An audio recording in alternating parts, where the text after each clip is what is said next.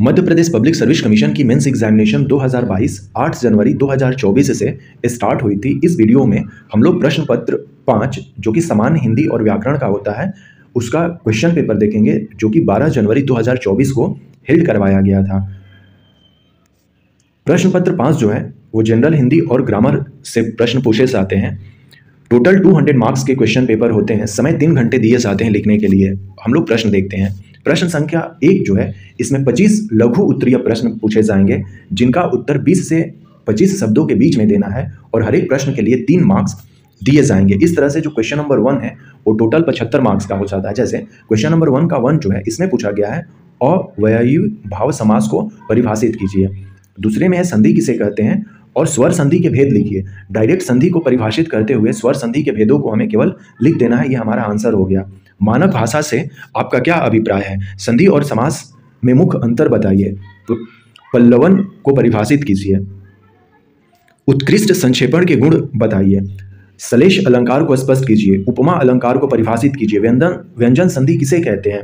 वृद्धि संधि का लक्षण बताइए। मुदित महीपति मंदिर आए, उक्त पंक्ति में कौन सा अलंकार है?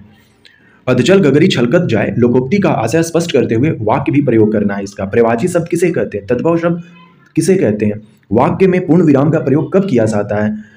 समासिक शब्द का अर्थ स्पष्ट कीजिए।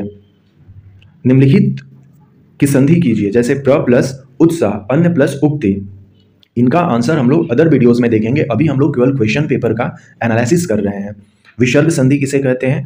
क्वेश्चन नंबर 1 का 19 जो है इसमें पूछा गया है अनेक शब्दों के लिए एक शब्द लिखिए जो पहले कभी नहीं हुआ हो, जिसका शत्रु जन्मा तक न हो। संक्षेपण किसे कहते हैं? योजक चिन्ह का प्रयोग कब किया जाता है? तत्सम शब्द किसे कहते हैं? 2 उदाहरण दीजिए। असुर के 2 परिभाषित शब्द लिखिए। 24 में पूछा गया है उपमा अलंकार के अंगों के नाम लिखिए। बीती विभावरी जागरी, अंबर पनघट में डुबो रही, तारा घट उषा नागरी। उपयुक्त पंक्ति में कौन सा अलंकार है? क्वेश्चन नंबर 2 जो है यहाँ पर अलंकारों से संबंधित प्रश्न पूछे जाएंगे। जैसे इसका 2 का 1 जो है शब्दालंकार से 5 प्रश्न पूछे गए हैं। हर एक प्रश्न जो है 1-1 मार्क्स के हैं, 5 मार्क्स का ही है। जैसे पूछा गया है कि अनुप्रास और यमक अलंकार में अंतर बताइए। कल कानन कुंडल मोर पंख पखा उर पै बनमाला विराजती है। कल कानन कुंडल मोर पखा उर पै बनमाल विराजती है। उक्त पंक्ति में कौन सा अलंकार है? इसके बारे में हमें बताना है। 3 में इसमें पूछा गया है माया महाठग्नि हम जानी, तिरगुन फांस लिए कर डौले बोले मधुरी बानी। उपयुक्त पंक्ति में कौन सा अलंकार है? केवल अलंकार का नाम हमें बताना है। 3 बेर खाती थी वे 3 बेर खाती है में कौन सा अलंकार है? यमक अलंकार के उदाहरण देकर स्पष्ट कीजिए। नेक्स्ट क्वेश्चन नंबर 2 में ही 2 का जो 2 है अर्थालंकार से प्रश्न पूछे गए हैं। इसमें भी 5 प्रश्न होंगे 1-1 नंबर के। जैसे रूपक अलंकार को परिभाषित कीजिए। नवल सुंदर श्याम शरीर की सजल निरद सी कल कांति थी। पंक्तियों में कौन सा अलंकार है? इसका नेक्स्ट जो क्वेश्चन है वो पूछा गया है जिसमें उपमा के चारों अंग मौजूद हों उसे क्या कहते हैं? फूले कांस सकल मही छाई, जनु वर्षा ऋतु प्रकट बुढ़ाई। पंक्तियों में कौन सा अलंकार है? और क्वेश्चन नंबर 5वां जो है इसका मैं तो चंद खिलौना लहों में कौन सा अलंकार है? प्रश्न संख्या 3 जो है यहाँ पर वाक्यों को हिंदी से अंग्रेजी एवं अंग्रेजी से हिंदी में अनुवाद करना है। जैसे 3 का 1 है, इसको हिंदी से अंग्रेजी में हमें अनुवाद करना है और प्रत्येक अनुवाद के लिए 4 अंक दिए जाएंगे। जैसे पहला इसका प्रश्न है कि अंडमान और निकोबार द्वीप समूह भारत का राज्य क्षेत्र है, इसको इंग्लिश में हमें लिखना है। मामला अभी भी समीक्षाधीन है। तीसरा में पूछा गया है शांति समझौते पर दोनों पक्षों पर हस्ताक्षर किए गए। पुल नदी के ऊपर है, इस कमरे का दरवाजा छोटा है। ये हर एक जो है 4-4 नंबर के हैं। हिंदी से इंग्लिश 20 नंबर का है और अंग्रेजी से हिंदी जो है ये 3-3 नंबर के होंगे। यहाँ पर भी 5 है, ये 15 मार्क्स के हो जाएंगे। जैसे the police immediately rushed to the site of the accident, इसको हिंदी में अनुवाद करना है। इसका हिंदी जो है कुछ इस तरह से होगा कि पुलिस तुरंत दुर्घटना स्थल पर पहुंची। नेक्स्ट जो था the invading army sacked the city. Third में था the court reserve the judgement, they are been playing since morning, my mother has been cooking for an hour, मेरी माँ 1 घंटे से खाना बना रही है। इसका हिंदी ट्रांसलेशन हो जाएगा। अदर जो है कुछ इस तरह से ट्रांसलेशन होगा कि आक्रमणकारी सेना ने शहर को लूट लिया, कोर्ट ने फैसला सुरक्षित रखा, वे सुबह से खेल रहे हैं। तो इस तरह से हम इनका अंग्रेजी से हिंदी अनुवाद कर सकते हैं। प्रश्न संख्या 4, इस प्रश्न में हिंदी व्याकरण से संबंधित संधि, समास, विराम चिन्ह इत्यादि प्रश्न है। सभी प्रश्न अनिवार्य हैं। प्रत्येक प्रश्न के लिए 2 अंक दिए जाएंगे। 10 प्रश्न हैं, इनका उत्तर देना है। जैसे उचिष्ट शब्द का संधि विच्छेद कीजिए। महेश्वर्य में स्वर संधि कौन सा भेद है? में स्वर संधि का कौन सा भेद है, ये पूछा गया है। धनुष टंकार शब्द में कौन सी संधि होगी? समस्त या समासिक पदों को अलग अलग करना क्या कहलाता है? किस समास में दोनों खंड प्रधान होते हैं? 2 विपरीतार्थक शब्दों के बीच कौन सा चिन्ह लगाया जाता है? क्वेश्चन नंबर 7 में पूछा गया है, वाह तुम्हारी क्या कहने, वाक्य में उपयुक्त चिन्ह का प्रयोग करते हुए पुनः लिखिए।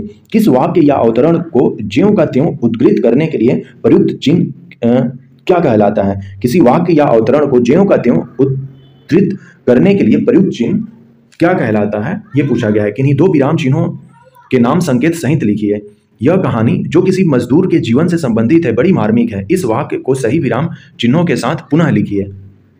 क्वेश्चन नंबर 5, प्रश्न संख्या 5 जो है, इसमें पूछा गया है कि इन प्रश्न में प्रारंभिक व्याकरण शब्दावलियों से संबंधित निम्नलिखित 10 प्रश्न हैं और हर एक प्रश्न के लिए 2-2 नंबर दिए जाएंगे। जैसे वसीयतनामा को अंग्रेजी में क्या कहते हैं या परिभाषित करना है, तो टेस्टामेंट इसका मतलब होता है, टेस्टामेंट इसका इंग्लिश होता है। एक्टिंग का हिंदी परिभाषित शब्द लिखिए, तो कार्यकारी इसका उत्तर हो जाएगा हिंदी में एक आंख से देखना। मुहावरे का अर्थ बताइए। जारज शब्द का विलोम बताइए, तो जारज का विलोम शब्द होता है औरस। जारज, जारज का यहाँ पे जारज दिया हुआ है, लेकिन मुझे लग रहा है कि जारज वो नहीं मिला, मैं खोज रहा था तो जारज मुझे मिला। तो जारज का विलोम शब्द जो है औरस होता है। जिसका हाथ बहुत तेज चलता हो उसे एक शब्द में क्या कहते हैं? बच्चा शब्द का तत्सम रूप लिखिए। चोर शब्द के 2 परिवाची शब्द लिखिए। राठनी का मानक रूप लिखिए। हाथी के पांव में सबका पांव, कहावत का अर्थ बताइए। श्री गणेश का विलोम शब्द बताइए। प्रश्न संख्या 6 जो है, निम्नलिखित में से किसी एक गद्यांश के आधार पर नीचे लिखे प्रश्नों के उत्तर देने हैं। अभ्यर्थी जिस गद्यांश का उत्तर लिख रहे हैं उसके स्पष्ट शीर्षक क्रमांक का उल्लेख भी करना है हमें। तो यहाँ पर किसी एक गद्यांश को पढ़ना है और फिर जो प्रश्न दिए गए हैं उनका उत्तर देना है हमें। जैसे यहाँ पर ये जो अ में दिया गया है गद्यांश, कह रहा कि साहित्योन्नति के साधनों में पुस्तकालय का स्थान अत्यंत महत्वपूर्ण है। इनके द्वारा साहित्य के जीवन की रक्षा, पुष्टि और अभिवृद्धि होती है। पुस्तकालय सभ्यता के इतिहास का जीता जागता गवाह है। इसी के बल पर वर्तमान भारत को अपने अतीत गौरव पर गर्व है। इस तरह से इस गद्यांश को पढ़ना है और जो नीचे में 5 प्रश्न हैं इनके उत्तर देने हैं। गद्यांश का उचित शीर्षक बताना है हमें। पुस्तकालयों के कारण भारत को क्या गौरव प्राप्त हुआ था? पुराने समय में अधिक व्यय क्यों होता था? साहित्य की उन्नति का सबसे महत्वपूर्ण साधन क्या है? पहले पुस्तकालय किन किन स्थानों पर हुआ करते थे? तो ये गद्यांश पढ़ने के बाद हम 5 प्रश्नों का उत्तर दे पाएंगे। अथवा इसको पढ़ना है और यहाँ पर भी 5 प्रश्न दिए जाएंगे, इनका उत्तर करना है। ये 5 प्रश्न हैं इस गद्यांश से रिलेटेड, इनका हमें उत्तर करना है कि सभ्यता से क्या अभिप्राय है, संस्कृति से क्या अभिप्राय है। इसका अलग अलग करके हम लोग एक वीडियो बनाएंगे जिसमें कि इनका सोल्यूशन देखेंगे। प्रश्न संख्या 7, रेखांकित अथवा दी गई पंक्तियों का पल्लवन अथवा भाव पल्लवित कीजिए। अभ्यर्थी जिस प्रश्न का उत्तर दे रहे हैं उसका स्पष्ट उल्लेख उत्तर के आरंभ में अनिवार्यतः करें। प्रश्नों के जो अंक हैं वो 10 दिए जाएंगे। जैसे यहाँ पर प्रश्न संख्या 7 में अ और ब है, या तो इसको सॉल्व करें या तो इसका उत्तर दें।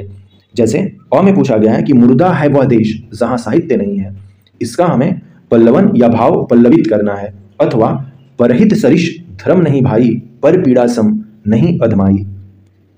प्रश्न संख्या 8, किसी एक गद्यांश का, यहाँ पर भी 2 गद्यांश दिए हुए हैं, 1/3 शब्दों में संक्षेपण लिखना है। अभ्यर्थी जिस गद्यांश का संक्षेपण कर रहे हैं उसका स्पष्ट उल्लेख उत्तर के आरंभ में अनिवार्यतः करें। जैसे कि अ का आप उत्तर कर रहे हैं तो अ को लिखें, या फिर जैसे ब है तो ब को लिख रहे हैं तो ब लिखना जरूरी है। अब इसको पढ़ना है हमें और इसका जो है इस प्रश्न का 1/3 में संक्षेपण करना है। जैसे अ में दिया गया है कि ऋतुराज वसंत के आगमन से ही शीत का भयंकर प्रकोप भाग जाता है। पतझड़ में पश्चिम पवन ने जीर्ण शीर्ण पत्रों को गिराकर लता कुंजों पेड़ पौधों को स्वच्छ और निर्मल बना दिया। तो इस तरह से है, इसको पढ़ना है और देना है 1/3 में। उसी तरह से ब में मनुष्य उत्सव प्रिय होते हैं, उत्सवों का एकमात्र उद्देश्य आनंद प्राप्ति है। यह तो सभी जानते हैं कि मनुष्य अपनी आवश्यकता की पूर्ति के लिए आजीवन प्रयत्न करता रहता है।